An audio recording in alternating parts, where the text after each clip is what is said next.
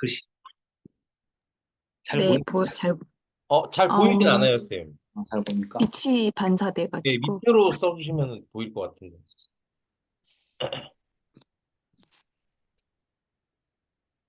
치.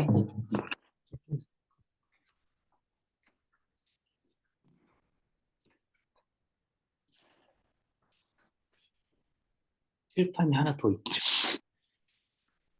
푸코, 푸코, 어. 1900년도가 1984년? 이렇게 이 정도 됩니다. 아시겠죠?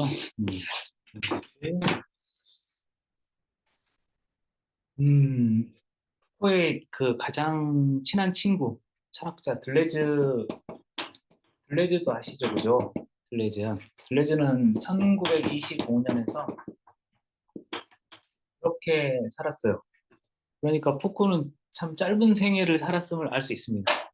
그죠? 철학자로서. 푸코, 예를 들어서 칸트, 제가 주로 공부를 했던, 최근까지 공부를 했던 철학자가 칸트인데, 칸트는, 1724년생이에요. 푸코보다 200년 전 사람입니다. 그죠? 우리는 지금 푸코보다 한 100년 후의 사람이죠. 그죠? 100년 후쯤 됩니다. 칸트는 어떤 철학자라고 하냐면, 자유의 철학자라고 합니다. 자유의 철학자. 저도 그렇게 생각합니다. 자유의 철학자. 그러면, 이 들레즈 같은 사람은 무슨 철학자라고 그러죠? 들레즈 같은 사람은 보통 탈주? 뭐 이런 걸 주장하는 사람이죠. 탈주, 노마드, 이런 거. 푸코는 어떤 철학자냐? 대충 이야기해보면 권력의 철학자가 되겠습니다. 권력? 권력이 뭔지, 권력의 문제를 가장 심층적으로 분석한 철학자가 되겠습니다. 그래서 오늘은 다 해서 세 가지 정도 이야기를 해보도록 하겠습니다. 첫 번째, 푸코, 푸코 철학. 철학은 무엇인가? 뭐 이런 거. 두 번째, 푸코 철학의 방법론. 방법론은 무엇인가? 이렇게. 이런 거. 그 다음 세 번째, 푸코 철학에 영향을 준, 철학자는 누구인가? 이렇게. 이 세 가지를 한번 쭉 이야기를 해보도록 하겠습니다. 섞어서. 알겠죠? 철학은 무엇이고, 그 다음에 방법론은 뭐고, 방법론을 미리 이야기하면, 처음부터 이야기하면 너무 어려워져요. 너무 추상성이 높아가지고 어려우니까 1번부터 다뤄보겠습니다. 아시겠죠?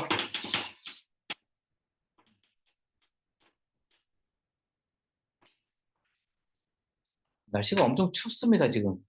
제가 여기 감이당 공작관에 있는데 추워요, 지금. 발 시려워요. 이 비정상인들이라고 하는 포코의 책이 있어요. 유명한 책이 있는데, 1974년에서 75년까지 콜레즈 드 프랑스라고 있어요. 콜레즈 프랑스라고 있습니다. 프랑스의 대학원 대학교 같은 것이에요. 아시겠죠? 들어본 적 있으실 텐데 여기는 가르치는 학생이 없어요. 교수들이 연구만 하는 곳이에요. 그래서 연구만 하면 뭐 하냐? 1년에 한 열 몇 번 정도의 강의만 하면 돼. 일반 대중들을 상대로. 그러니까 이 동네 할아버지 할머니들이 막 슬리퍼 신고 와서 막 듣는 거예요. 여기 콜레드 프랑스에서 가장 유명한 철학자가 2번이 푸코고 1번은 베르그송이에요. 아시겠죠? 베르그송이 제일 유명했어요. 베르그송이 강의를 하면 강의실이 막 미어 터졌고 수많은 그 귀부인들이 꽃다발을 들고 와서 막 선사를 하고 했답니다. 푸코는 푸코도 물론 그에 못지않게 인기가 많았죠. 그래서 강의를 시작하면 너무 많이 몰려가지고 강의 시간을 아침 9시로 옮겨버렸어요. 사람들을 줄이려고.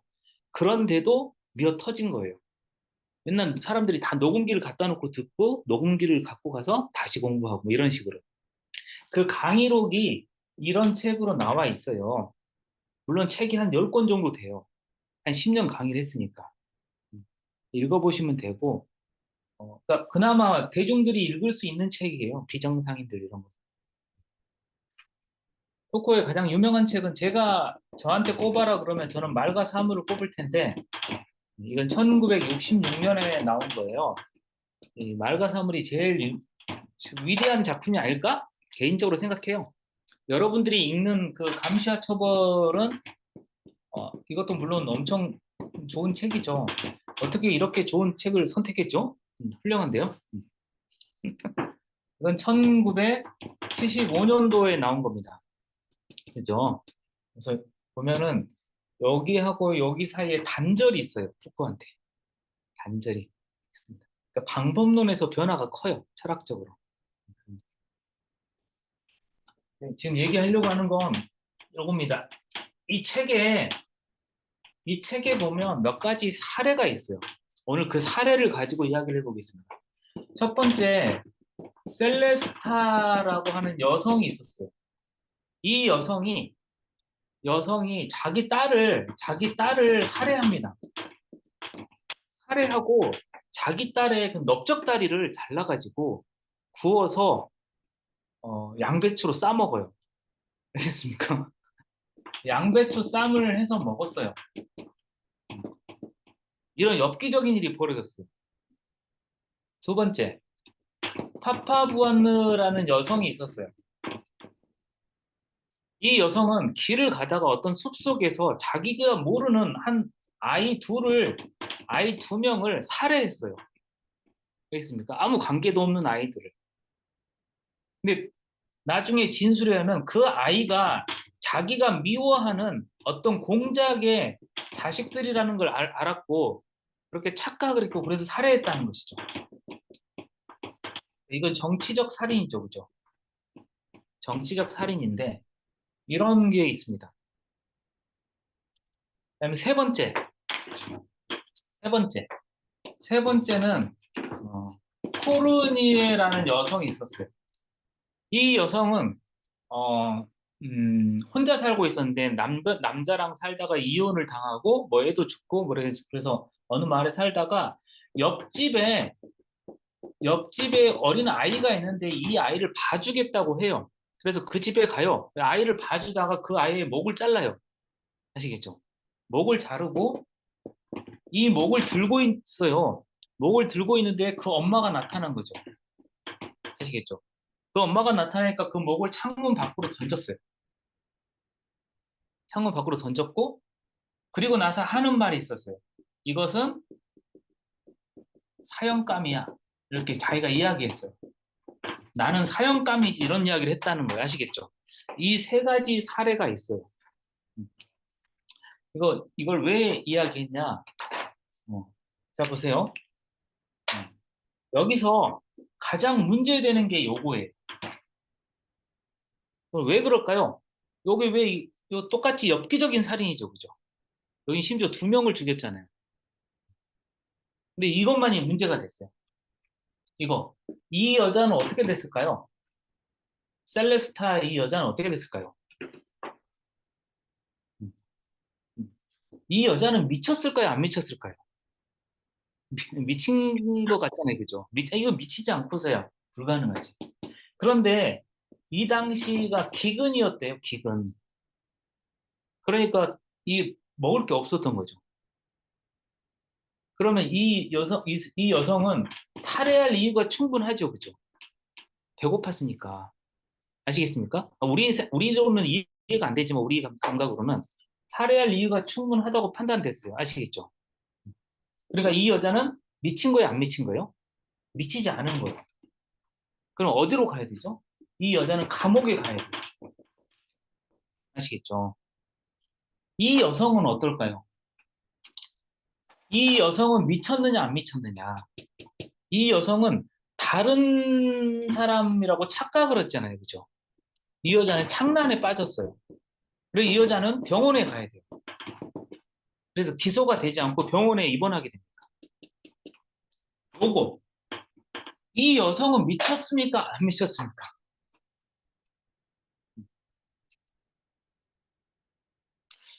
이 여성. 자, 보세요.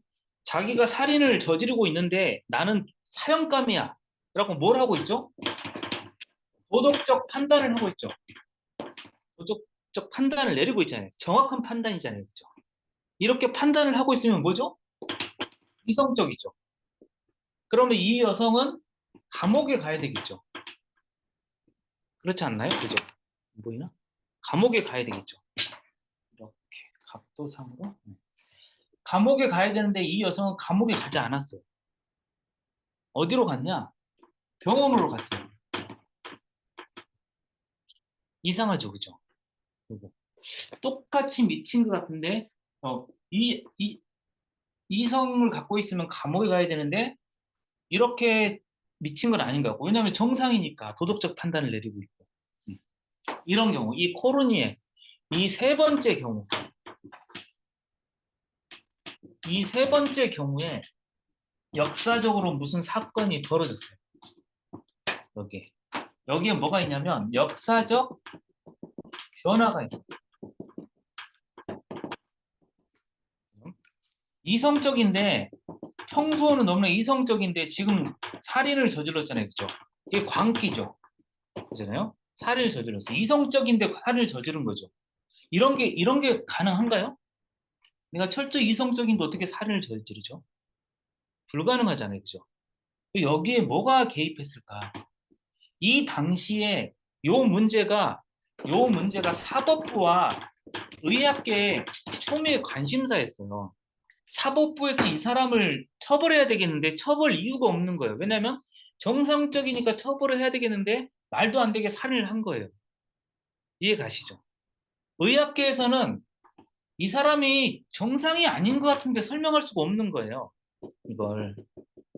여기서 무슨 개념이 탄생하냐? 바로 본능이에요. 본능 개념의 탄생.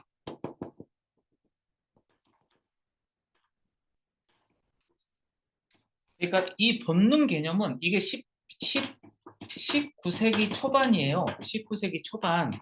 본능 개념은 19세기 초반에 만들어졌어요. 아시겠어요? 본능이 원래 인간한테 다 있었던 게 아니라 이때 만들어진 거예요. 탄생한 것이에요. 뭐가 그런데 어떻게 해서 탄생할 수 있냐? 이게 뭔가 역사적 변화가 있기 때문에. 그 변화의 바탕에 푸코는 뭘 생각했냐면 바로 권력이라고 생각했어요. 제가 처음에 푸코를 권력의 철학자라고 그랬잖아요. 그죠? 권력의 변화가 여기 이 개념의 바탕이 돼 있어요. 그 권력의 변화에 대해서 말씀을 드려보겠습니다.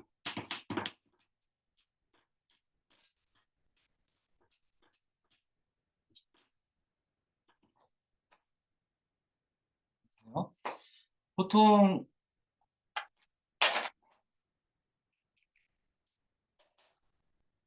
예전에는 살인이 일어났죠. 살인이 일어났잖아요.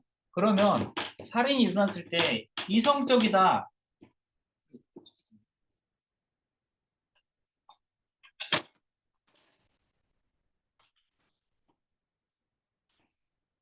살인이 일어났을 때 이성적이다 그러면 어떻게 되냐면 처벌을 했어요. 아시겠죠? 살인이 일어났는데 비이성적이다 그러면 감옥에 갔단 말이에요. 아시겠죠? 아니다. 아니지. 감옥이 아니지. 병원에 갔단 말이죠. 근데 꼬르니의 경우는 이성적인데 병원에 간 거예요. 아시겠죠? 이런 식으로 바뀐 거예요. 그러니까 이건 뭐냐면 기존의 기존의 이 분할 구도가 통하지 않는 새로운 사태인 거예요. 뭔가가 바뀌었어요. 이 시대. 요 이해되지 않는 측면을 파악하기 위해서 본능이란 개념이 나타나는 거고 본능은 뭐냐면 본능은 내가 굉장히 이성적일 때도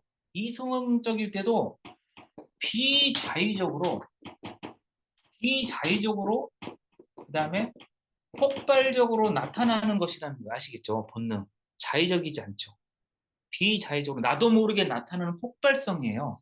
이게 본능이라는 개념이죠. 그러니까 본능을 가진 자, 본능을 가진 자는 어떤 자냐?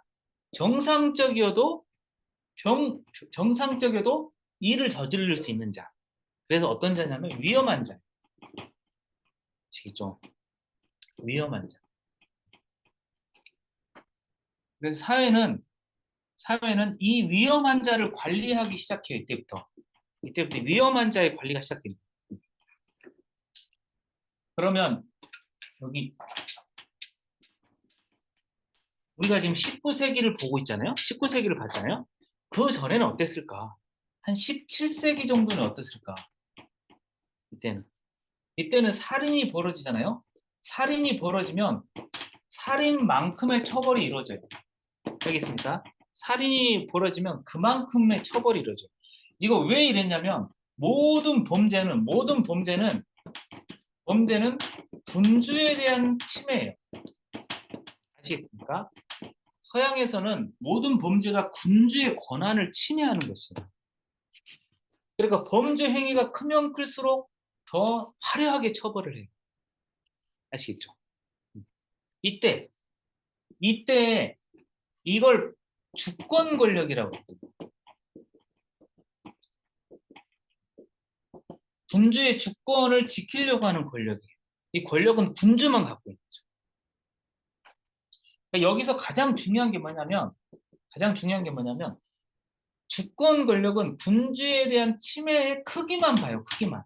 범죄의 크기만. 뭘 안 보냐면 그 범죄자가 살인자가 누구인가 이걸 보질 않아요. 이해 가시죠? 그 사람이 어떤 성격이고 어떤 사람인지 구체적으로 보질 않죠. 그냥 범죄의 크기만 봅니다. 그러니까 여기에는 뭐가 있냐면 주권 권력 하에서는 알매 의지가 작동하지 않아요. 침해된 군주의 권력을 회복하려고만 해요. 이 주권 권력 상태에서.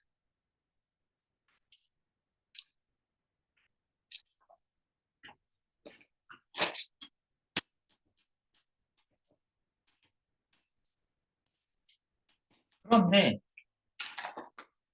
권력의 양태가 변하게 돼요. 아시겠죠? 권력의 양태. 주권 권력의 상태였죠. 여기서 권력의 양태가 변했는데 푸코는 그걸 규율 권력이라고 봅니다.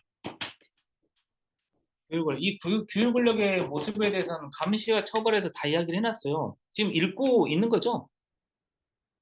거기 보면 다 나올 텐데 규율 권력이라고 합니다. 이 권력의 변화를 통해 설명하는 거죠.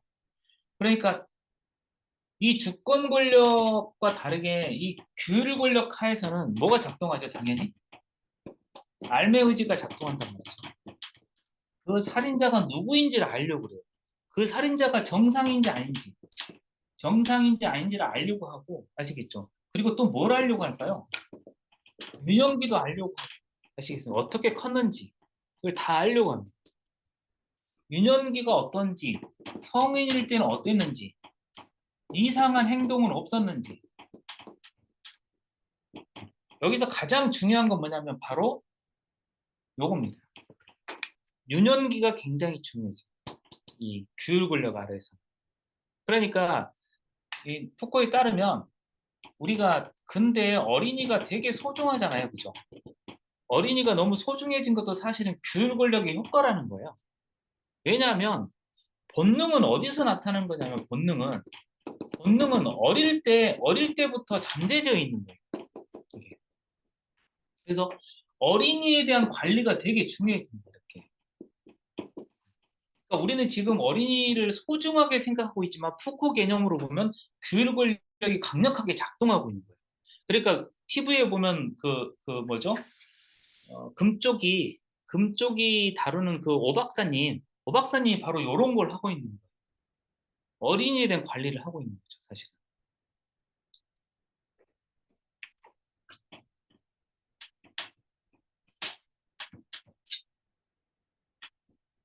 그러니까 지금 이제 권력의 변화를 가지고 설명하고 있잖아요. 권력의 변화를 갖고 설명하면 어떻게 되냐면 새로운 개념들이 계속해서 탄생을 해요. 새로운 개념들이. 지금 어떤 개념이 탄생했어요? 본능이 탄생했죠. 그죠? 그죠? 본능이 탄생함과 동시에 뭐가 탄생하냐면 비정상인이 탄생해요. 본능을 발휘하는 자, 비정상인. 그리고 여기서 가장 중요한 것은 비정상인에서 가장 중요한 것은 규범이에요. 규범. 규범 아시겠죠? 이게 표준이에요. 표준. 표준과 규범이 중요해진 시대가 됩니다. 본능, 비정상인 이런 것들이 다 만들어지고 이렇게 이 모든 것들이 어디로 통합되냐면 위험이라는 개념으로 통합돼요. 위험 인물 아시겠죠? 요 개념으로 통합이 돼요. 그러니까 푸코 책을 보면 수많은 개념들이 탄생하는 장면을 볼 수가 있어요. 비정상인의 탄생, 본능의 탄생, 규범의 탄생, 위험의 탄생. 그래서 푸코가 우리나라에 영향을 미칠 때 여러 가지 학위 논문들이 곳곳에 다 탄생으로 쓰여 있었어요. 신여성의 탄생, 뭐 근대 독자의 탄생 이런 식으로 아시겠죠? 푸코가 없었으면 거의 논문이 안 쓰일 뻔했죠. 한국 사회는. 엄청 대단한 철학자입니다.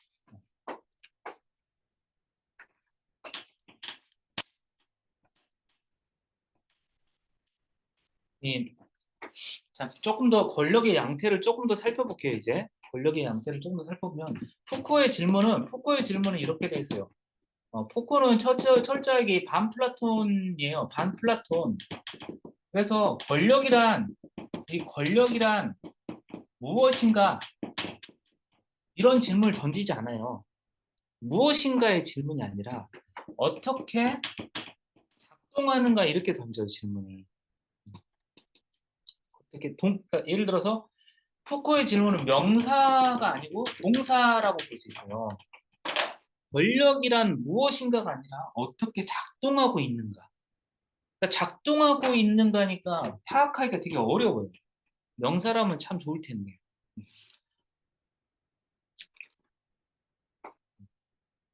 이 권력은 지금 우리가 말하는 건 지금 여기 규율 권력이 아시겠죠? 근대의 규율 권력. 이 근대의 규율 권력이 어떤 식인 건지 지금 푸코가 이 이야기를 하는 거잖아요. 이건 작동하는 것이죠. 그죠? 명사가 아니고 동사고 그러니까 당연히 소유 주체가 없어요. 동작하는 거니까. 동작이 되고 있는 거기 때문에 소유 주체가 없어요. 아시겠습니까? 예를 들어서 볼게요. 그냥 작동하는 거고 소유 주체가 없고 하니까 여기 푸코의 권력은 사법 모델하고는 완전히 달라요. 사법 모델도 아니에요. 사법 모델은 뭐예요? 사법 모델은 누가 죄를 졌느냐죠. 누가. 죄의 주체가 따로따로 있잖아요. 그런데 권력은 작동할 때 주체별로 작동하지 않아요. 그냥 막 작동한답니다. 이게. 그래서 소유 주체도 없고 사법적 모델도 아니고 그냥 작동하는 이것.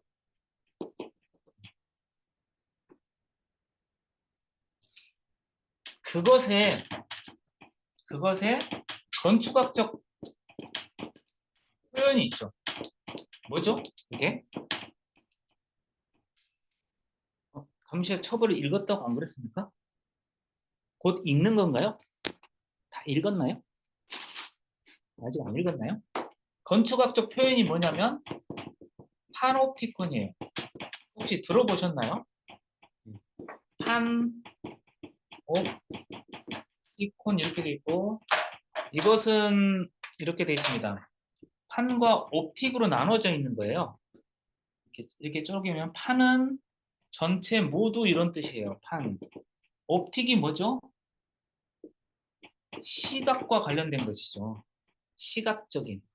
그러니까 모든 것을 다 볼 수 있는 기계예요. 파놉티콘. 이것은 누구의 것이냐면 벤담이에요. 아시겠죠? 벤담. 우리가 알고 있는 최대 다수의 최대 행복, 공리주의, 벤담. 벤담이 고안한 감옥 모델이에요. 감옥. 아시겠죠? 요것이 어떻게 작동하는지를 보면 규율 권력을 알 수 있어요. 파놉티콘의 모델은 이렇게 생겼습니다. 여기 중앙에 이렇게 탑이 있어요. 탑이 있고 이렇게 감시 창들이 있습니다. 그러면 이걸 둘러싸고 감옥이 있는 거예요. 이렇게 감옥이 아시겠죠? 그림 너무 좀 이상한데 감옥이 이렇게 있습니다. 아, 그림 참. 네. 하여튼 있고 그래. 근데 여기 이제 죄수들이 여기 요 방에 다 들어 있습니다. 이렇게 각 방에 죄수들이 들어 있는 거예요. 그러면 죄수들 방에 창문이 이렇게 있겠죠, 그죠? 각각 창문이 이렇게 있으면 이렇게 있고 그러면 여기서 이렇게 각 창문을 통해서 죄수들을 다 볼 수가 있는 거예요. 이렇게 이해 가시죠? 근데 이게 왜 규율 권력이냐? 여기서 중요한 게 뭐냐면 여기서 이런 구도를 만들잖아요. 만들면 여기 안에 사람이 없어도 돼요. 아시겠습니까? 사람이 없어도 이 구조 때문에 여기 있는 사람이 스스로 자기 행동을 조율하게 돼요. 이해 가시죠? 그러니까 우리 쉽게 생각하면 CCTV 있잖아요. CCTV 고장난 걸 위에 걸어놔도 사람들이 놀란다는 거. 이해 가시죠? 그것처럼 이 파놉티콘은 뭐냐면 이 건축학적 배치가 여기 있는 사람들을 통제하는 거예요. 이해 가시죠? 이 통제 구도는 건축의 구조고 건축적 구조고 건축 구조고 두 번째 이 건축 구조의 핵심은 뭐냐면 시선에 의한 통제가 가능한 배치여야 돼요. 이해 가시죠? 우리의 시선이 모두 다 통과할 수 있어야 돼요. 그리고 시선임만 통과하면 되니까 당연히 어떤 관리 주체도 필요하지 않아요. 그러니까 아까 말씀드렸듯이 규율 권력은 누가 소유하는 게 아니란 말이에요. 여기 권력의 소유자가 없어요. 없는데 작동한단 말이죠. 이해 가시죠? 반드시 앉아란 말이지 방송을 한마디 했단 말이죠. 그럼 전부 다 반드시 앉는단 말이에요. 보지도 않는데. 그냥 누워 있어도 될 텐데. 이 구조 때문에. 이해 가시죠? 이것이 파놉티콘이고 이것이 규율 권력이 작동하는 양태예요. 형상이란 말이에요. 그러니까 요걸 보시면 돼요. 근대 권력은 권력을 진짜가 휘두르는 게 아니에요. 그렇게 해서는 사람을 움직일 수가 없어요. 생각해 보세요. 우리나라 인구가 5천만이고 어린이가 뭐 500만쯤 된다 그러고 어른이 한 500만 된다 그러면 나머지 생산 인구가 있을 거 아니에요. 생산 인구가 한 3천만쯤 된다 합시다. 이 3천만을 책찍 들고 움직이게 할 수 있겠어요? 그건 불가능하단 말이에요. 자발적으로 움직여야 될 거 아닙니까? 어떻게 하면 자발적으로 움직일 수 있게 그 많은 사람들이 1년 365일 뭔가를 지키면서 살아간다는 게 너무 놀랍지 않나요? 이 많은 사람들이 뭔가를 지키면서 살아간다는 게 굉장히 놀라운 거예요. 그렇다면 거기에는 어떤 권력을 쥔 주체가 강제해서는 안 되는 거예요. 그냥 작동하고 있어야 돼요. 작동하려면 이런 구조가 있는 거죠. 이해 가시죠? 이런 구조가 어디에 있느냐? 이 파놉티콘 구조가 지금 이거 감옥의 배치잖아요. 그죠? 감옥의 배치인데 포커는 이 파놉티콘이 이 우리가 살고 있는 사회 곳곳에 있다는 거예요. 예를 들어서 학교도 파놉티콘의 이 구조로 돼 있어요. 여러분들 학교를 지금 생각해 보세요. 학교에 우리 교실이 이렇게 있잖아요. 교실 이 앞문으로 열고 들어가는데 이 창문이 어떻게 돼 있냐면 창문이 우리 학교의 창문이 위에 요만큼 달려 있지 않잖아요. 그죠? 창문이 좀 이렇게 위로 쏟아 안 보일 정도의 창문이 아니잖아요. 창문이 요 정도 중간 아래까지 내려와 있잖아요. 그죠? 이건 뭐죠? 쓱 선생이 지나갈 수 있으면 다 볼 수 있는 구조니까 언제든 선생님이 볼 수 있는 구조잖아요. 그죠? 이 창문의 배치도 다 계획된 거란 말이에요. 아시겠습니까? 그러니까 이 교실 전체가 사실은 파놉티콘이에요. 사각지대는 거의 없어요. 그러니까 물론 그런데 좀 뭐죠? 뭐 좀 까부는 애들은 사각지대를 좀 잘 찾아가지고 뭘 하긴 하지만 결국은 또 들통납니다. 학교에서 이 파놉티콘 구조가 그대로 실행되고 중학교, 고등학교를 다 나오고 대학교를 나오면 어디를 가죠? 공장 같은 데를 가잖아요. 그죠? 회사를 가잖아요. 이 공장도 완전히 다 파놉티콘의 구조예요. 예. 또 공장 다니다가 어디를 가야 되죠? 군대도 가야 되잖아요. 군대는 뭐 당연히 파놉티콘 구조고 군대에 있다가 다시 공장에 또 와서 일하다가 어디를 가야 되죠, 우리? 이제 죽을 때가 되면 여기 가야 되잖아요. 병원도 파놉티콘이죠. 병원이 막 막혀 있고 폐쇄돼 있지 않아요. 보세요. 병원이 거의 간호사나 의사의 시선에 통제될 수 있게끔 배치가 딱 돼 있어요. 이해 가시죠? 중앙에 뭐가 있냐면 중앙에 되게 간호사나 의사의 이 공간이 있고 이쪽으로 이렇게 쭉쭉 환자의 병실들이 쭉 나란히 이렇게 있단 말이에요. 언제든 바로 이렇게 갈 수 있게끔. 환자들이 숨을 수가 없어요. 그리고 잘 알겠지만 병원에서 규율이 가장 잘 지켜져요. 환자들이 자기를 안 치료해 줄까 봐 뭐 알아서 막 따른다는 명령에. 이 파놉티콘 구조가 규율 권력의 핵심이에요. 그게 이제 감시와 처벌 보면 쭉 설명이 돼 있을 거예요. 그죠? 그러니까 잘 보세요. 이제부터 권력은 누군가가 소유하고 있지 않고 누군가 강제로 행사하지 않고 아시겠죠? 사물처럼 사고 팔 수도 없고 그러니까 이 규율 권력은 어떻게 되냐면 어떻게 작동하냐면 미시적으로 작동해요. 미시적으로. 권력을 쥔 자가 누군가 휘두르는 게 아니라 권력이 나의 신체, 나의 영혼, 나의 신체와 나의 영혼 안으로 스며들어 있어요. 권력이. 내가 내가 내가 나를 스스로 감시하는 거죠. 규율 권력 하에서. 미시적이죠. 그래서 이게 우리가 이걸 언제 알 수 있냐? 우리가 이걸 코로나 때 경험했어요. 권력의 이 코로나19 때 경험했단 말이죠. 뭐냐면 그 코로나 때 한참 심각할 때 뭐 인천에서 누군가 택시를 탔는데 뭐 거짓말하고 뭐 이런 거 있었죠, 사건.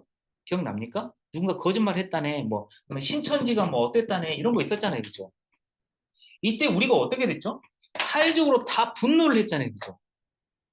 이거 우리가 동시에 분노를 하고 있는 거예요. 왜 그렇죠? 우리가 이 권력에 완전히 물들었기 때문이죠. 이들은 어떤 자들이죠? 이 거짓말한 자들, 사회를 어떻게 한 자들이죠? 위험에 빠뜨린 자. 아까 제가 위험이란 말을 썼어야 하나 그죠? 사회를 위험에 빠뜨린 자는 우리가 참지를 못해요. 이제 이해 가시죠? 우리는 그들을 뭘로 봤어요? 비정상인으로 봐요. 어떻게 이런 규범을 따르지 않지? 이런 거죠. 그러니까 우리는 어떻게 되죠? 야, 막 심각하게 막 욕하는 사람들이 있었잖아요. 어떻게 저럴 수가 있냐고. 그러니까 말로 안 했지 사실은 쟤들을 어떻게 하면 총으로 쏴버릴까? 뭐 이런 생각이 있었던 거잖아요. 그죠? 조금 잘 버텨야지 우리가 살 건데 이것들 때문에 더 오래 기다려야 되는 막 이러면서 막 이런 마음이 막 일었잖아요. 그죠? 이거 이렇게 누군가를 삽시간에 증오하기, 누군가를 삽시간에 배제하기 이게 어떻게 가능하죠? 이게 규율 권력이 작동 안 했으면 가능하지가 않은 거예요.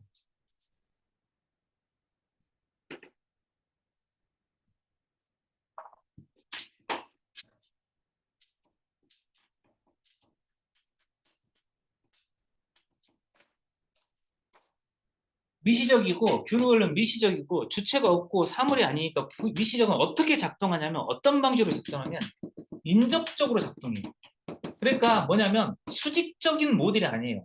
저 상층에서 나를 감시하는 수직적 모델이 아니고 규율 권력은 내 옆에서 작동하는 모델이에요. 이렇게 내 옆에서. 이게 무슨 말이냐면 인접적이라는 게 이게 지금 권력의 주된 형태가 이래요. 사법적이란 말과도 반대되는 그건데 어떤 거냐면 그냥 어, 예를 들어서 뭐 이런 거죠. 남녀 여럿이 회식을 했는데 어떤 남자가 이 한 3차쯤 돼가지고 이 여성이 남성을 접대하는 그런 술집 있잖아요. 그죠? 그런 술집에 동시에 다 데리고 갔다고 쳐요. 그러면 이 여성들이 어떻게 될까요? 여성들이 화를 내겠죠. 그죠? 이때 화는 무슨 화죠? 사법적인 불만이 아니잖아요. 그죠? 법을 위반한 건 아니란 말이에요. 그래도 분명히 어떤 여성들 그리고 어떤 남성들도 화를 내겠죠. 왜 화를 내죠? 이게 바로 이게 인접적으로 내 옆에서 작동하고 있기 때문에 나를 강요하고 있잖아요. 그죠? 여기를 가자고. 그럼 나는 여기 저항을 하면서 싸우는 거죠. 아시겠죠? 사법적인 잘못은 하나도 없어요. 그 남자한테. 그렇지만 우리는 이걸 참을 수가 없는 거죠. 이렇게 행사되는 권력을. 그래서 인접적으로만 작동합니다. 그러니까 우리 주변에 막 널렸단 말이에요. 이 권력의 형태들이. 그렇지 않나요? 여러분들이 살아가는 공간에 얼마나 많이 권력이 널려 있습니까? 그런데 그 하나하나 다 지적하기도 너무 어렵고.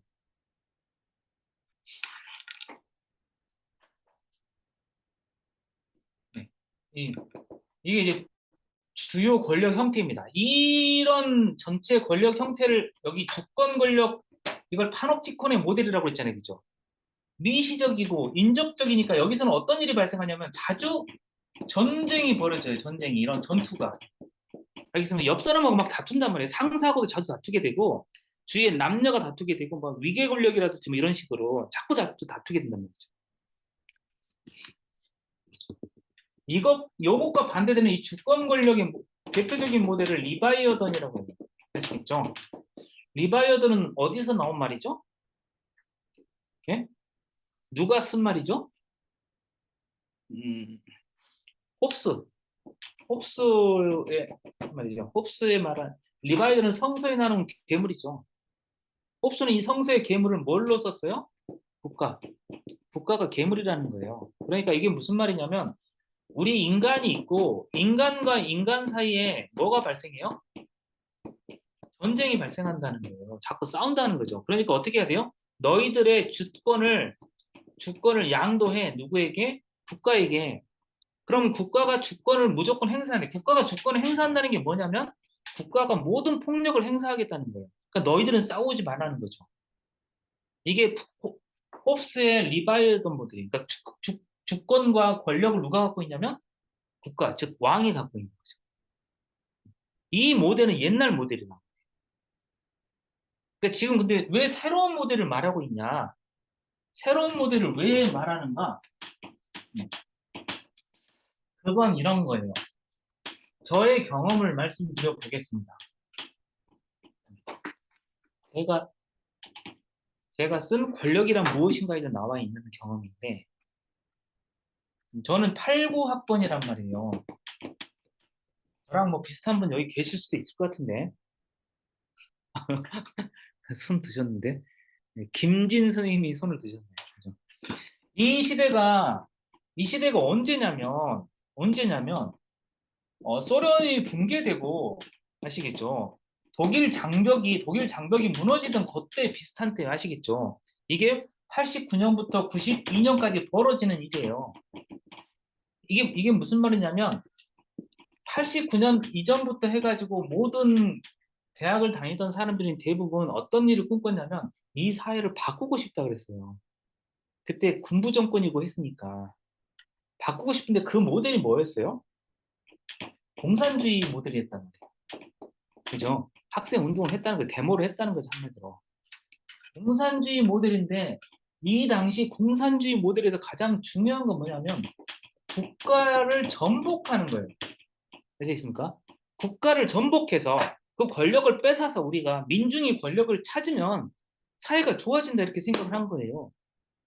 안 그랬나요? 김진 선생님? 네. 그렇게 생각하고 가서 시내에서 화염병도 던지고 쇠파이프도 좀 휘두르고 했단 말이에요. 그러다가 막 잡혀가기도 하고. 음. 그런데 여기 다 무너졌단 말이죠. 다 무너졌어. 갈 길을 잃었죠. 갈 길을 잃었는데 자 보세요. 문제는 뭐냐면 우리가 그때 그렇게 싸우던 이 국가 전복의 모델을 잘 보면 권력이 국가에 소유되어 있다고 생각한 모델이죠. 리바이어던 모델이죠. 이해 가시죠? 그럼 우리의 투쟁은 옳았을까? 이런 거예요. 국가를 접수했다고 칩시다, 우리가. 그러면 세상이 바뀌어야 되잖아요. 그런데 국가를 접수했는데 세상이 하나도 안 바뀌었어요. 왜 그렇죠? 권력이 여기에 있는 게 아니니까. 권력은 일상과 미시적이고 인접적인 곳에서 작동하고 있는 건데 이걸 바꿀 생각은 하지 않고 이것만 바꾸려고 했기 때문이죠. 이해 가시나요? 그러니까 우리가 권력을 새롭게 공부해야 되는 이유는 다른 잘못된 일을 하지 않기 위해서죠. 이 당시에. 우리가 만약에 국가를 전복하는데 성공했더라도 우리는 환멸에 빠졌을 거예요. 왜냐하면 세계가 안 바뀌었을 테니까. 우리는 우리는 제대로 된 일을 하기 위해서 이 공부를 하는 거죠. 그래서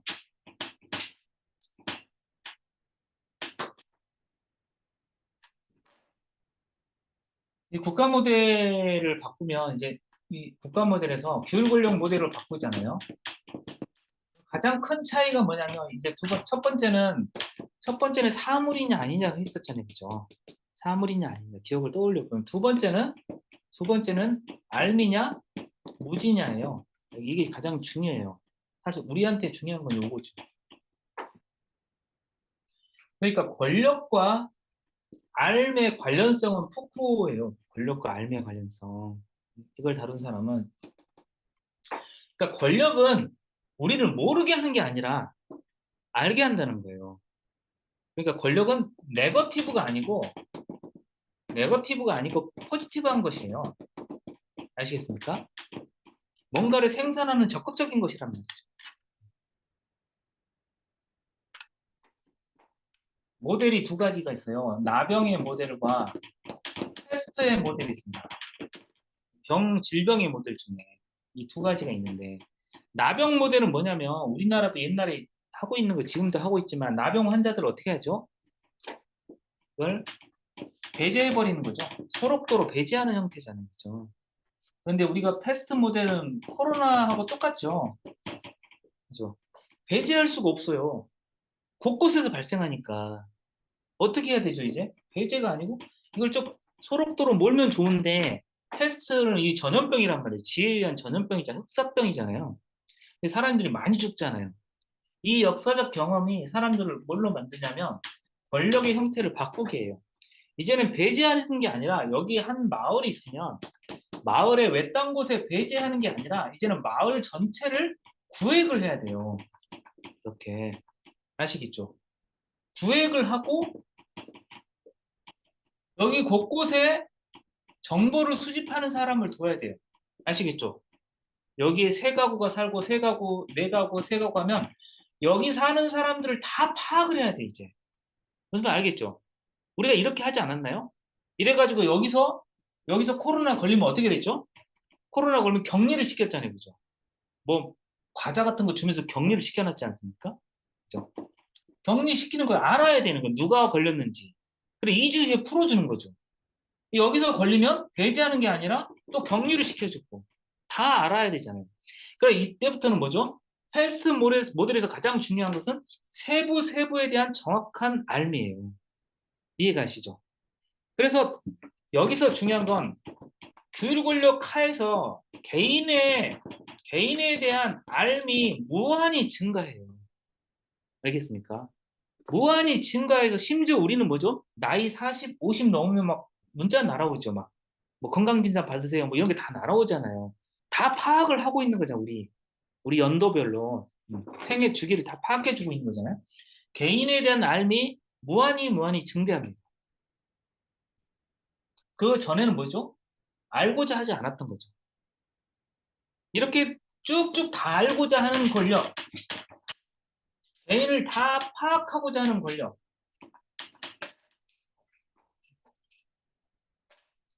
그래서 보세요. 이게 이 패스트 모델이 이제 다 적용되는 거예요. 처음에 학교를 가잖아요. 그죠? 얘를 알려면 어떻게 해야 되냐? 어떻게 해야 되죠? 시험을 봐야 돼요. 아시겠죠? 시험을 쭉쭉 봐야 됩니다. 개인에 대한 알매 방식에는 두 가지가 있어요. 시공간의 계열이 있어요. 알겠습니까? 시공간의 계열이 있어서 시험을 쭉 봐야 됩니다. 시험을 잘 보면 2학년, 3학년, 4학년 이렇게 쭉 보내죠. 그죠? 아시겠습니까? 이렇게 쭉 보내줍니다. 그리고 또 어디로 가죠? 다 해서 고등학교로 가고 대학교로 가고 공장으로 가고 이런 식으로 시간적 순서를 쫙 맺어준단 말이에요. 이렇게. 그러면 어떻게 되죠? 우리 인생에 시간이 쭉 펼쳐지는 거죠. 이 규율 권력으로 인해서 바로 직선적 시간이라는 게 만들어져요. 삶에. 그냥 무작위적인 시간이 아니란 말이에요. 정확히 계획되어 있는 시간입니다. 이렇게. 시간이 어떻게 되지? 시간 8시가 아직 안 됐고 직선적 시간이 만들어진다.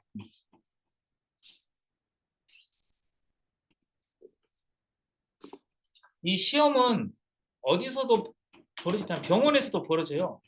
병원에서는 뭐라고 하죠? 시험을 회진이라고 합니다. 회진. 의사가 돌면서 환자들을 진단하고 말해줘 이런 거 있죠. 누구를 대동해서? 간호사, 학생들을 대동해가지고. 그럼 무슨 일이 생기죠? 의사의 말이 진리가 돼요. 그죠? 그냥 혼자 말하면 진리가 잘 안 되고 대동해서 말하면 막 진리가 되는 거죠. 권력 효과가 발생하는 거죠. 거기서. 그러니까 환자에 대한 암과 환자에 대한 시험과 이런 것들이 권력 효과가 다 발휘되는 것이 이 구조. 이것이 바로 규율 권력이 되겠습니다. 잠깐 쉬었다 할까요? 계속 할까요? 원래 6명이 5명입니까? 이 반은? 예, 한 명이 아직 안 왔어요. 아, 이거 얼마 안 되네. 이 반은 오프라인, 온라인은 오프라인이 더 많네. 자, 그러면 이제 이걸 가지고 후에 방법론을 한번 생각해 봅시다.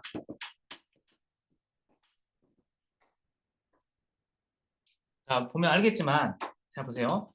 아까 본능이라는 개념, 권력이라는 새로운 개념, 이런 것들이 시대적으로 변한단 말이죠. 그죠?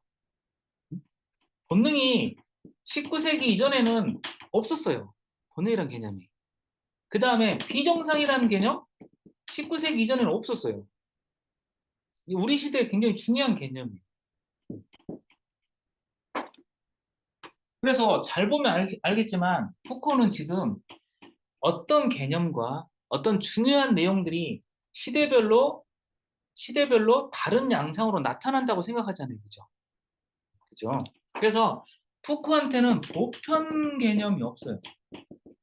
보편적 개념이 없어요. 우린 본능이 보편적이라고 생각하잖아요. 그죠? 모든 인간에게 있고 옛날에 있었겠지. 근데 그렇지 않다는 거예요. 보편 개념이 없어요.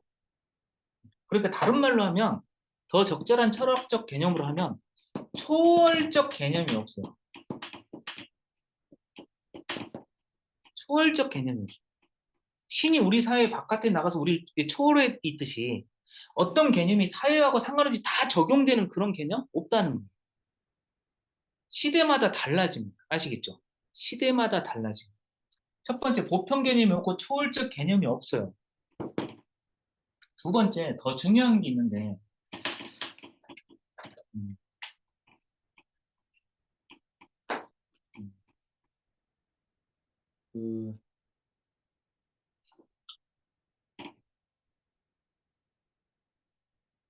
음, 우리, 어, 토코에 담론이라는 개념이 있어요. 들어보셨나요? 담론? 담론이란 말은 들어보셨죠? 그죠? 안 들어봤습니까? 토코가 자주 쓰는 말이에요. 담론. 근데 되게 어려운, 우리말로 하면은 그냥 뭐죠? 이게 말씀담이란 말이에요. 그죠? 말씀담. 그냥 말이에요, 말. 로는도 이게 말이잖아요. 그죠?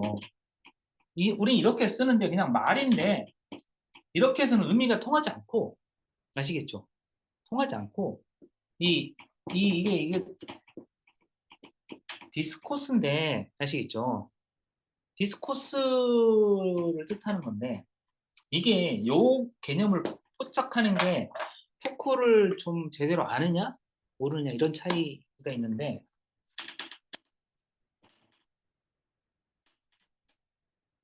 어? 담론 담론은 어떤 대상이 있는데 어떤 대상이 있습니다. 좀 대상을 좀 전에 말했던 본능이라고 하는 대상을 봅시다. 그죠? 본능이라고 하는 대상. 저기 비정상인이라고 하는 비정상인 아이가 있다고 합시다. 그런 어떤 대상이든 간에 그 대상이 따로 있고, 아시겠죠? 그 대상이 따로 있는 게 아니라 모든 대상은 이미 어떤 형식적 틀을 포함하고 있어요. 모든 대상은 이미 그 어떤 형식적 틀을 포함하고 있어요. 이게. 요걸 이제 이걸 설명할 건데, 자 보세요. 음, 어, 푸코가 이제 서양의 인간과학, 혹은 이 학문, 혹은 알미라고 하는 지 있죠, 지. 이것들을 나누는데, 르네상스, 그다음에 고전주의, 그다음에 근대 이렇게 나눠요. 아시겠죠? 이렇게 세 가지로 대충 나눕니다. 잠깐만요. 그래서 그런데 요때는 유사성이라는 방식으로 세계를 해석해요. 요때는 표상의 방식으로 세상을 해석해요. 이때는 인간의 방식으로 세상을 해석해요. 그런데 이게 무슨 말이냐면 이건 놔두고 어떻게 되냐면 요때는 르네상스 시대는 어떻게 되냐면 인간이 이렇게 있으면 우주는 뭐냐면 우주는 인간의 확장이라고 생각했어요. 이해 가시죠? 인간은 소우주, 요건 대우주가 되는 거죠. 아시겠죠? 이런 유사한 구조로 생각했어요. 이게 우리 동양에도 있죠, 그죠? 예를 들어서 뭐죠? 어, 그 땅이 무겁다면 불은 위로 상승하는 거고 이런 거 있죠, 그죠? 그러면 예를 들어서 땅에 막 붙어 있는 어떤 식물은 땅과 유사하기 때문에 무거운 성분을 가졌어. 이렇게 생각할 수 있잖아요, 그죠? 예를 들어서 우리의 피는 물과 유사하기 때문에 어떤 유동성을 가져. 이렇게 생각하잖아요, 그죠? 근데 실제로 피가 유동성이냐? 그건 조사를 해봐야 하는 거잖아요, 그죠? 정확히 알 수 없는 건데 우리는 유사성의 구도 내에서 이렇게 쉽게 생각할 수 있겠죠. 예를 들어서 독사하고 닮은 버섯은 치명적이야. 이렇게 생각하는 거예요. 이해 가시죠? 유사성의 구도로 세계에 대한 알미 형성된다는 거예요. 그러면 생각을 해보세요. 지금 우리가 파놉티콘을 이야기했었죠. 파놉티콘. 그죠? 파놉티콘. 파놉티콘은 건축학적 배치죠. 건축이잖아요. CCTV는 어때요? CCTV. 건축이 아니죠. 하나의 기계잖아요. 그죠? 이 두 개 유사성이 있어요, 없어요? 유사성이 없죠. 유사성은 없어도 어쨌든 우리는 뭐죠? 이 두 가지를 공통된 것으로 보죠. 이해 가시죠? 왜 공통된 걸로 봤죠? 규율 권력 하에 두 가지 형태를 우리는 동일하게 보잖아요. 그러면 이 르네상스 사람들은 어떨까요? 이거하고 이걸 두 개를 보여주면 유사성이 없다고 판단하겠죠. 이해 가시나요? 형태적으로 유사성이 하나도 없으니까. 그러면 볼까요? 우리는 이게 유사성이 있다고 보고 있는데 이들은 유사성이 없다고 본단 말이에요. 이해 가시죠? 왜 그러냐면 어떤 대상을 인식할 때 이미 대상을 인식할 수 있는 어떤 형식적 틀이 이미 개입해 있어요. 알겠습니까? 형식적 틀이 개입되지 않은 대상이 없어요. 그러니까 본능이라는 개념도 뭐냐면 본능이라는 걸 인식할 수 있게 해주는 어떤 형식적 틀과 함께 있는 거예요. 이해 가시죠? 그게 뭐예요? 규율 권력이에요. 간단하게 이야기하면 규율 권력과 본능이라는 개념이 연결되어 있는 거예요. 이렇게. 그러니까 지금 하려고 하는 것은 뭐냐면 우리는 이 세계를 살아가고 있고 뭔가를 인식하고 있잖아요. 우리도 모르게 우리의 삶이 제한돼 있어요. 우리를 규제하는 어떤 형식적 틀이 있다면 인식할 수 있는 틀이. 이해 가시죠? 그게 뭔지는 잘 몰라요. 다음 세대에는 우리가 어떤 형식적 틀로 이해하는지 말해주겠죠. 근데 우리는 과거는 알 수 있단 말이에요. 르네상스 시대는 유사성의 방식으로만 인식했기 때문에 이걸 벗어나는 건 인식을 못했어요. 이해 가시죠?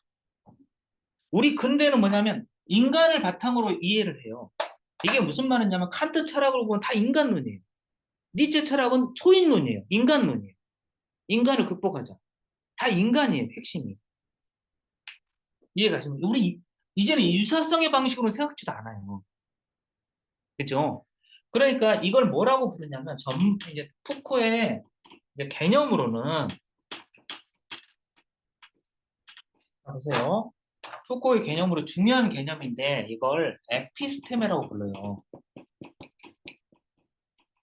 에피스테메 읽겠습니다. 이 에피스테메라는 개념은 플라톤에서 온 거고 뭐냐면 플라톤한테는 중요한 참된 인식이에요. 참된 진리에 대한 인식.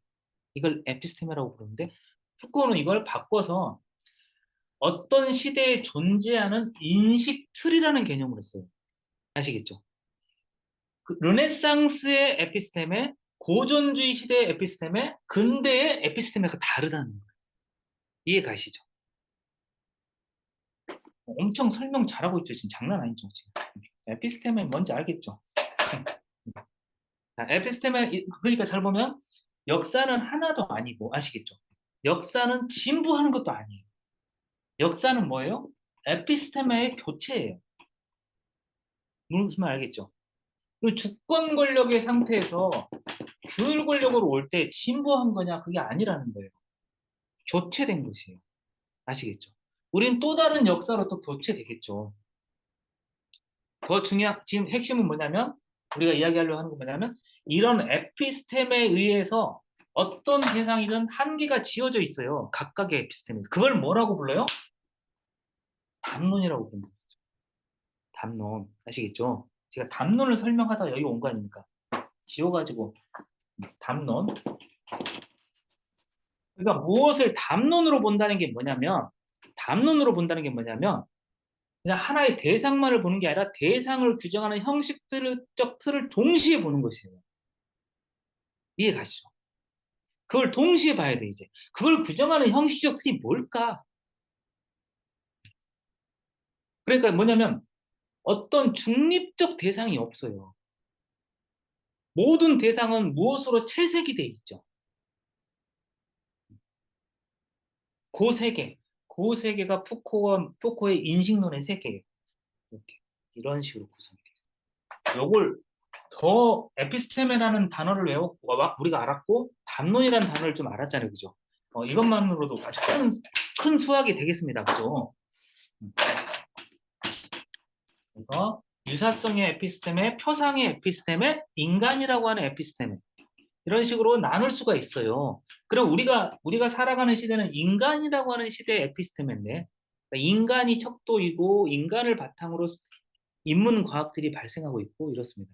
그죠? 그런데 그래서 뭐냐면 중요한 건 이제 이렇게 생각을 해야 됩니다. 역사는 변하는데 역사가 막 변하고 있어요. 그죠? 좀 전에 변했죠. 르네상스, 고전, 근데 변하고 있는데 변하는데도 그 변화 안에 뭐가 있죠? 변화 안에 이미 어떤 형식적 틀이 이미 있죠. 이미 있잖아요. 이미. 그죠? 이걸 뭐라고 그러냐? 바로 역사적 선험성이라고 그래요. 되겠습니까? 이걸 아프리오리라고 하고 이걸 히스토리컬이라고 하죠. 역사적 선험성은 잘 보면 아시겠지만 이건 역사적인 것이고 역사적인 것은 경험적인 것이에요. 아시겠습니까? 경험적인 건데 아프리오리는 선험적인 거라는 건 뭐냐면 경험 이전이라는 뜻이에요.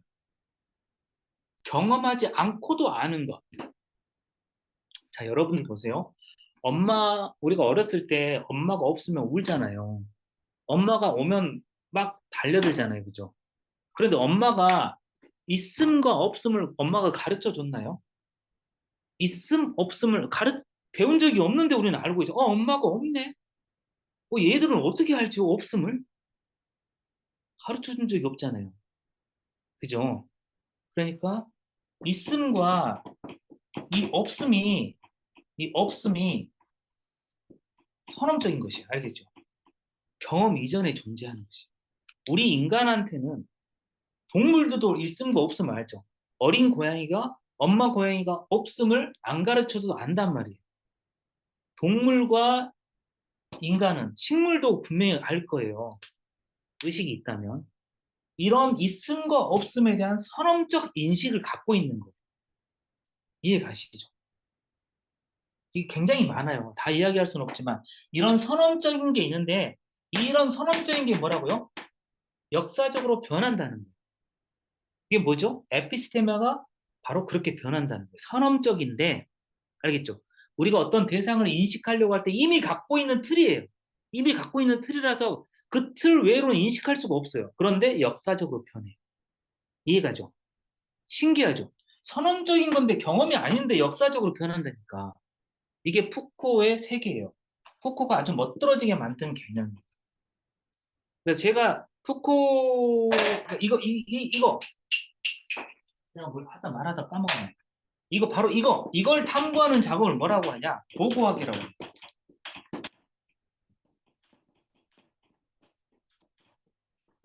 고고학이라고 해요.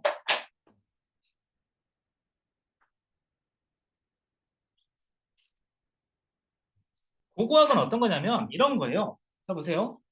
이렇게 땅이 이렇게 있어요. 땅이 있는데 삽으로 파고 들어가는 거예요. 알겠죠? 삽으로 파고 들어갔더니 아 여기가 근대적 에피스템인 거예요. 좀 더 파고 들어갔더니 여기는 지층이 좀 달라요. 보니까는 고전주의 에피스템인 거죠. 다시 또 더 팠더니 르네상스 에피스템이나 지층이 서로 다 다르더라. 지금까지는 어떻게 봤어요? 다 동일 지층이라고 본 거예요. 동일 지층이라고 보는 건 뭘까요? 어떤 태도를 보는 거예요? 어떤 태도죠? 바로 아까 좀 전에 나왔듯이 동일 지층으로 본다면 어떤 개념도 모든 시대에 다 통용된다, 똑같다라고 보는 거죠. 그걸 뭐라고 불렀죠 아까? 자, 스피커 켜시고 뭐라고 불렀죠? 초월적이라고 불렀죠. 초월적 태도의 반대예요, 스푸크는. 그러니까 고고학이라고 하는 것은 어떤 우리의 삶의 태도 중에 초월적 태도하고 다른 태도인 거예요. 아시겠죠? 그러니까 푸코를 공부하고 나서는 우린 더 이상 초월적 태도를 취할 수가 없어요. 초월적 태도를 취하면 너무 낡은 것이에요. 푸코를 공부했다면 우리는 다른 태도를 가질 수밖에 없어요.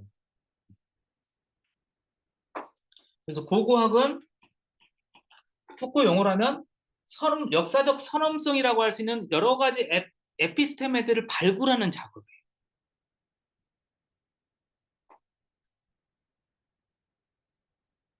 그러니까 예를 들어서 이런 거 있죠. 옛날에 많이 연구하던 안 보이나? 예, 신여성의 탄생. 이게 뭐예요? 바로 탄생이 왜 나온지 알겠죠, 이제. 이거 고고학 때문에 나오는 거. 이거 파봤더니 아 이때 만들어졌더라. 그 전에는 없었는데 이해가시죠? 어느 지층까지를 갔는데 신여성이 없던데 여기서 갑자기 태어났구나. 이걸 알게 된 거죠. 그러면 뭘 해야 되죠? 왜 태어났지? 무엇 때문에 태어났지? 이걸 밝혀야 되겠죠. 이 옆에 있는 것을 다 밝히는 작업이 다 고고학이에요. 이해가시죠? 제가 말씀드린 건 뭐였죠? 아까 본능 비정상이라고 하는 개념이 여우 지층에서 갑자기 탄생을 했어요. 왜 탄생했지? 라고 물을 때 뭘 탐구했죠, 우리가?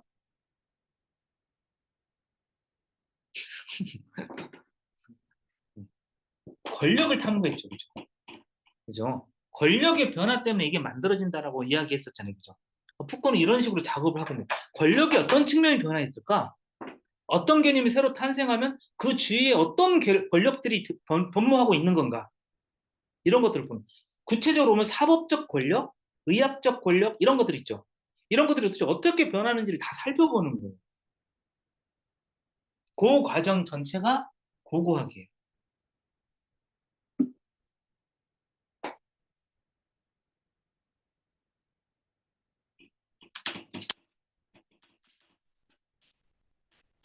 그래서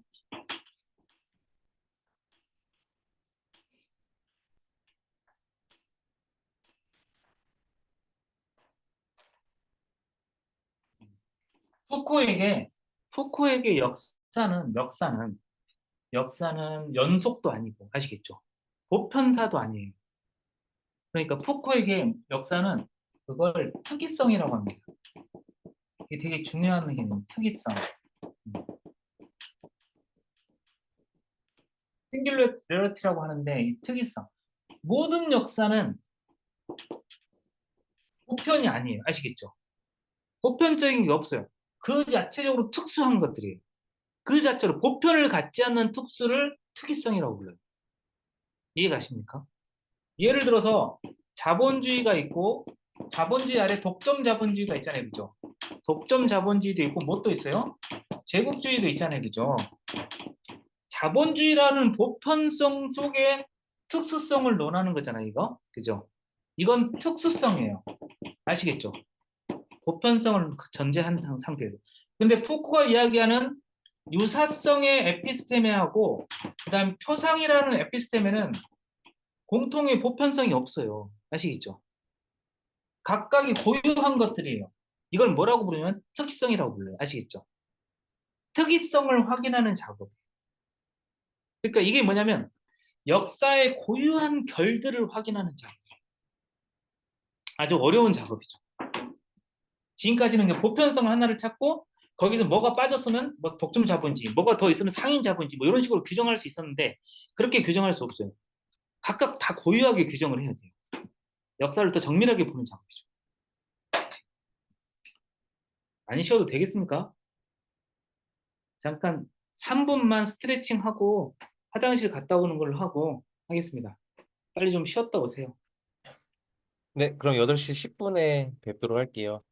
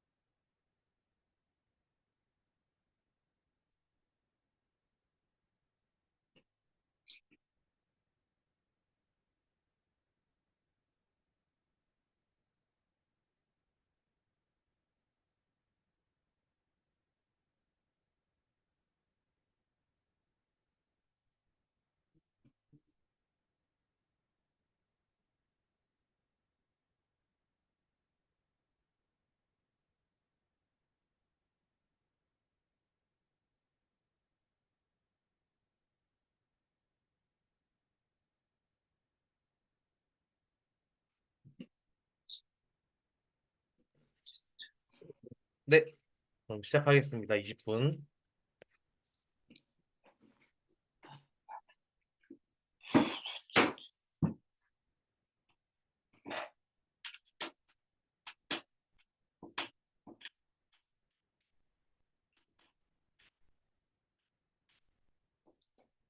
그 어떤 초월적 개념도 믿지 않는다는 점에서 푸코는 회의주의자입니다. 회의주의자예요. 초월적 개념이라는 게 어디 있지? 없지. 모든 개념들은 자기의 인식 틀들을 갖고 있고 그 인식 틀들을 분석해 봐야 된다. 분석해야 되는데. 예, 그런 식으로 해서 푸코의 방법론은 어느 정도 역사적 방법이긴 하지만 고고학적인 방법이고, 그죠? 고고학이 뭔지 좀 약간 느낌이 오시죠, 그죠? 삽질을 한다. 이렇게. 푸코에게 영향을 준 철학자가 누구일까? 대충. 제가 생각하기에 보통 알고 있는 사람은 니체입니다, 첫 번째. 왜냐면 니체는 어떤 철학자냐면 우리가 알고 있듯이 권력의지의 철학자이죠. 가장 유명한 말이 권력의지잖아요. 권력에 대한 의지, 권력의지 이런 식으로 이야기하잖아요. 니체의 영향을 많이 받았어요. 푸코가 어떤 측면에서 그러냐? 뭐 권력을 이야기하니까 물론 그렇긴 한데 더 많이 영향받은 건 바로 아까 좀 전에 말했던 초월적 개념, 초월적 개념이 없다고 이야기하는 철학자가 바로 니체였어요. 음. 니체 도덕의 계보 논문이 세 개인데 그중에 제1논문, 아니, 이 논문, 이 논문을 보면은 여기 잘 나와 있습니다. 읽어보실 분들은 시간 되면 읽어보시고, 예를 들어서 우리한테 이런 게 있단 말이에요. 죄의식, 양심의 가책, 이런 게 있잖아요. 지금 모든 인류한테 있는 거 아닌가요? 그죠? 인간이라면 이런 거 있지 않습니까? 죄의식. 인류가 태어날 때부터 인류 심정에, 인류의 마인드, 심정 안에 이건 늘 포함되어 있는 거다. 이렇게 생각하잖아요. 그죠? 그런데 그렇지 않다는 거예요. 이게 니체에 따르면 역사적으로 탄생을 한 거라는 거예요. 이 개념조차도. 아시겠습니까? 놀랍죠? 니체가 이걸 분석한 거예요. 도덕의 계보에서. 이게 바로 도덕과 관련된 것들이 전부 다. 그렇죠? 도덕과 관련된 것들이에요. 죄의식과 양심의 가책이 뭐죠? 죄의식과 양심의 가책이? 죄의식, 양심의 가책. 죄의식을 느꼈다. 이게 뭐죠? 내가 어떤 행위를 했단 말이에요. 아시겠죠? 어떤 행위를 했어요. 죄의식과 양심의 가책을 느낀다는 건 뭐예요? 그 행위를 잘했다는 게 아니라 못했다는 거고, 다른 말로 하면 그 행위를 하지 말았어야 돼. 이런 생각하는 거잖아요. 그죠? 하지 말았어야 되는데 그게 후회 감정이잖아요. 이 감정, 그 행위가 있었는데 그 행위는 하지 말았어야 돼. 그 행위를 취소하고 싶어. 이런 감정이, 이런 감정이 인류의, 인류의 아주 오랜 기간까지 없었다는 거예요. 니체가 분석한 바에 따르면. 그럼 뭐가 있었냐면 그 당시에는 이렇게 있었어요. 어떤 사람이 그 뭐죠? 약속을 해요. 돈을 빌려요.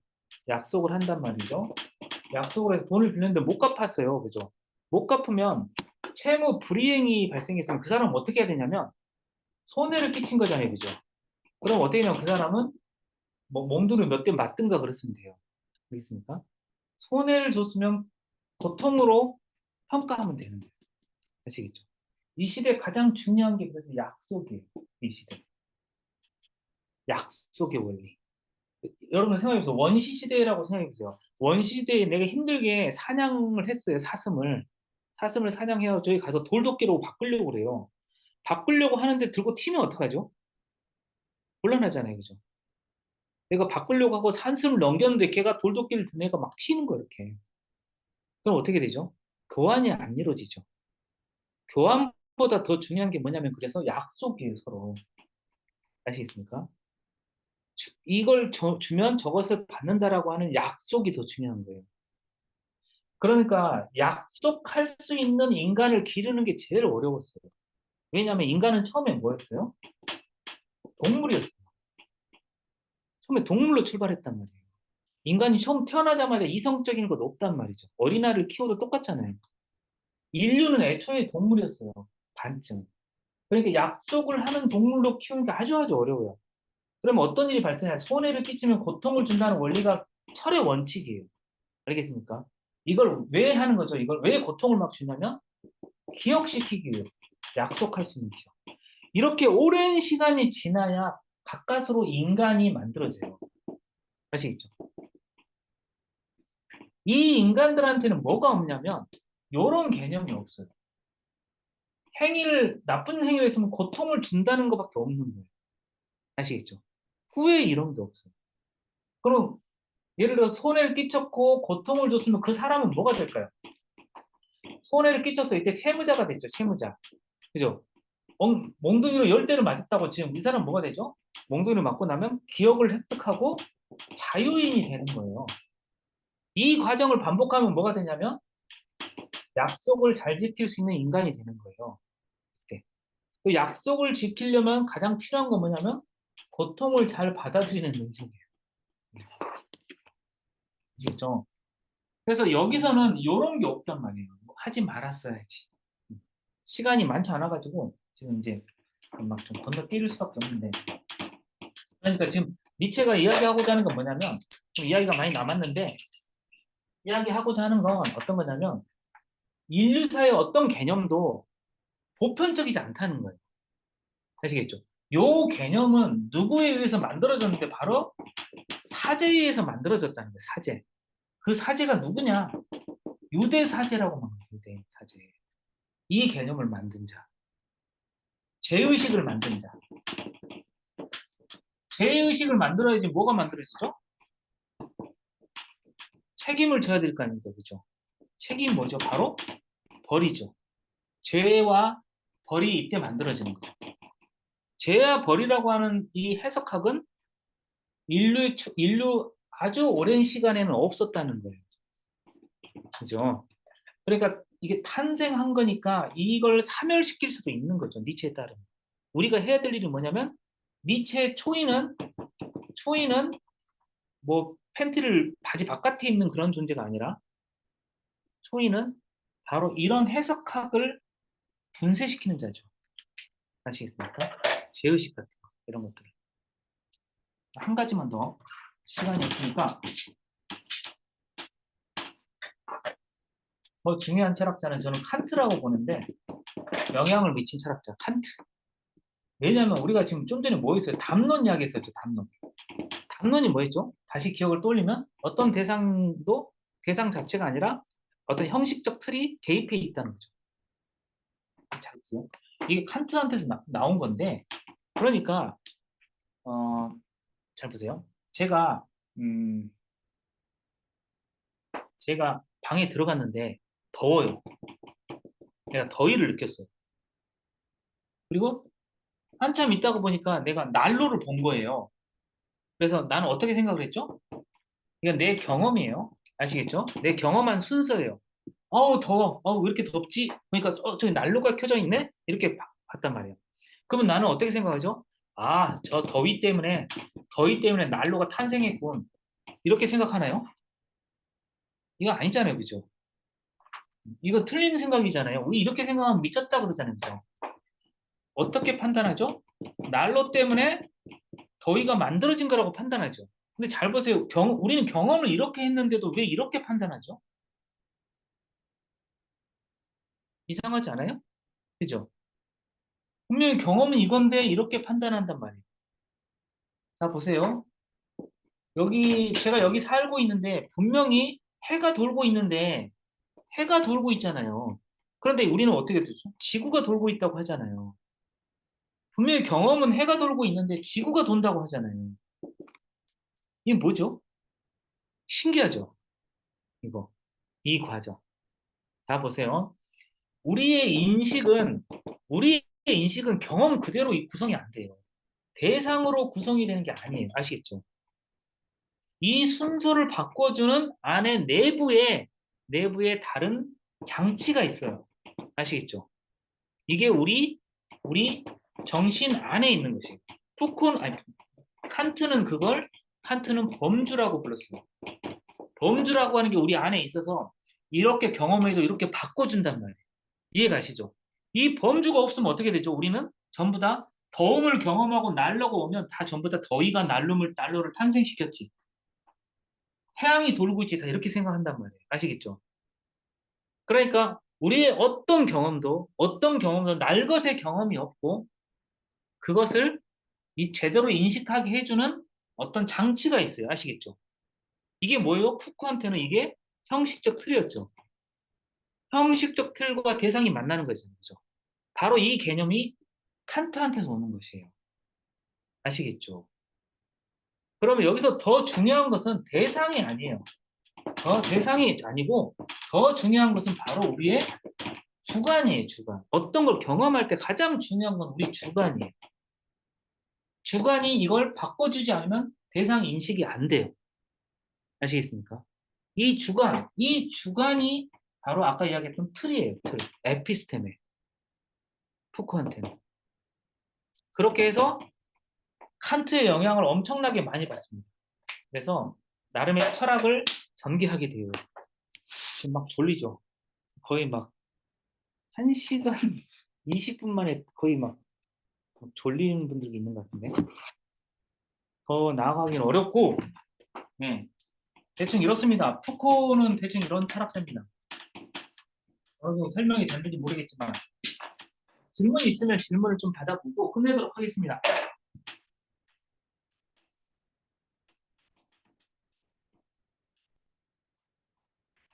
그럼 감시와 처벌을 읽는 겁니까, 이제? 읽는 겁니까? 아, 네, 읽고 있는데요. 질문이 있는데요. 네, 거기 그 선험적, 어, 그러니까 같은 시대의 그 인식의 틀을 같이 공유하게 되잖아요, 사람들이. 그러면은 그거는 사람들 안에 있는 그 선험적이라고 하시는데 사람들 안에 있는 생각이 이렇게 뭐 유행처럼 번지는 건가요? 원래 있는데? 아니요. 번지는 게 아니고 선언적인 거니까 그 시대에 사는 모든 사람들은 그냥 그걸 갖고 있어 버리는 거예요. 그러니까 예를 생각해 보세요. 조선시대 사람과 우리가 좀 생각하는 방식이 많이 다르겠죠. 유행을 타서가 아니에요. 그냥 그 역사적으로 변해버린 거예요. 그렇지 않을까요? 그죠? 조선시대에 예를 들어서 가부장적 개념은 너무 당연한 거죠. 근데 우리한테 가부장 개념은 이미 비판 대상이잖아요. 그죠? 그런 것처럼. 그냥 그러면 태어나면서부터 그런 교육을 받아서 그런 거 아닐까요? 아, 물론 그렇죠. 물론 그런데 그걸 누가 일부러 교육시키려고 해도 뭐죠? 이미 거기에 선언적인 게 뭐 이미 있는 거예요. 그러니까 자, 이제부터 선언적 틀을 교육시켜야지 이게 안 되는 거예요. 이해 가시죠? 이게 음, 아니라 뭔가를 교육시키고 있는데 선언적 틀을 교육시키는 게 아니라 선언적 틀 아래서 교육이 되는 거예요. 그냥. 음, 되게 놀랍죠, 그죠? 그런 게 있다는 거예요, 역사적으로 보면. 그렇네요. 좋은 질문입니다. 네. 네, 그러면 MBT나 그게 집단 무의식 이런 거랑은 다른가요? 아까 선험적이란 그렇게 그 볼 수도 단어가. 있어요. 집단 무의식의 형태라고 볼 수도 있어요. 그런데 만약에 그 집단 무의식이 역사적으로 변동되는 거라. 그런데 무의식은 원래 시간을 갖지 않는 것이에요. 프로이트의 정의에 따르면. 무의식이 시간이 없기 때문에 우리에게 반복적으로 나타나는 거란 말이에요. 이렇게 충동처럼. 시간이 있으면 소멸되거나 해야 되잖아요. 무의식 자체가 원래 시간을 갖지 않는 것이에요. 그러니까 집단 무의식의 형태일 수도 있지만 조건이 있어요. 그게 역사적으로 변형되는 형태였는데 집단 무의식은 아마 역사적 변형 형태는 아닐 것 같아요.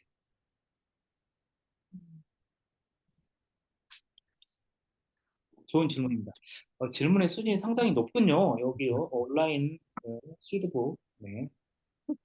정은쌤 질문해 주세요.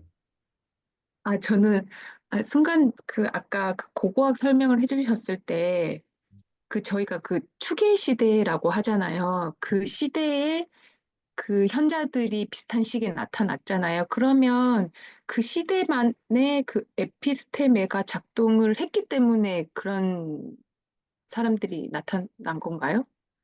근데 이제 그것도 어 그거 이제 그분은 그걸 공통항으로 이렇게 바꾸고 있잖아요. 그죠? 공통항이 있다. 그런데 약간 강론으로 들어가면 세계가 너무 달라요.